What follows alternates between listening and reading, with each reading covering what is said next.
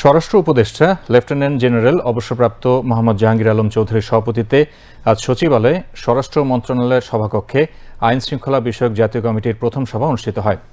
সভা শেষে সাংবাদিকদের সঙ্গে ব্রিফিংকালে স্বরাষ্ট্র উপদেষ্টা বলেন, বৈধ অবৈধ সব ধরনের অস্ত্র জমা দেওয়ার শেষ দিন আজ। আগামীকাল থেকে অস্ত্র উদ্ধারে যৌথ বাহিনী অভিযানে নামবে।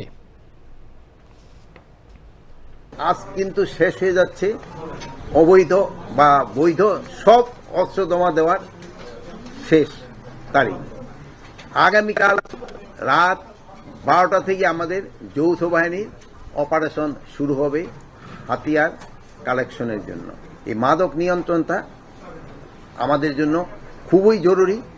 এই জন্য আমরা বিভিন্ন ধরনের পদক্ষেপ নিতে যাচ্ছি যেন এটা নিয়ন্ত্রণের ভিতরে চলে আসে এবং মাদকের গডফাদারদের যেন আমরা আইনের আওতায় আনতে পারি।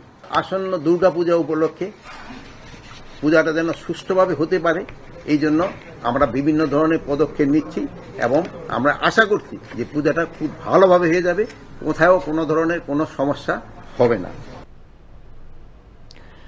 স্থগিতকৃত আগ্নেয়াস্ত্র, গোলাবারুদ সহ আগ্নেয়াস্ত্র সংশ্লিষ্ট থানায় জমা দেওয়ার শেষ দিন আজ। আগামীকাল থেকে লাইসেন্স স্থগিত করা আগ্নেয়াস্ত্র ও গোলাবারুদ এবং পুলিশ সহ বিভিন্ন বাহিনী ও সংস্থার হারানো অস্ত্রসহ অবৈধ অস্ত্র উদ্ধারে যৌথ অভিযান পরিচালনা করা হবে।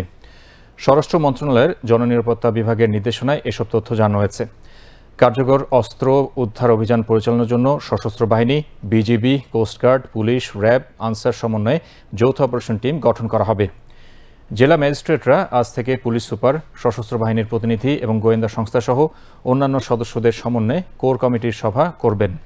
সভায় স্থগিতকৃত লাইসেন্সের তালিকা পর্যালোচনা করা হবে। মেট্রোপলিটন এলাকায় পুলিশ কমিশনার সংশ্লিষ্ট সকল বাহিনী ও গোয়েন্দা সংস্থার সহায়তায় অস্ত্র উদ্ধারের জন্য যৌথ অভিযান পরিচালনা করবেন। গত 25শে আগস্ট জারিকৃত প্রজ্ঞাপনে 2009 সালের 6 জানুয়ারি থেকে 2024 সালের 5 আগস্ট পর্যন্ত বেসামরিক জনগণকে যেসব আগ্নেয়াস্ত্রের লাইসেন্স দেওয়া হয়েছিল তা স্থগিত করা হয়।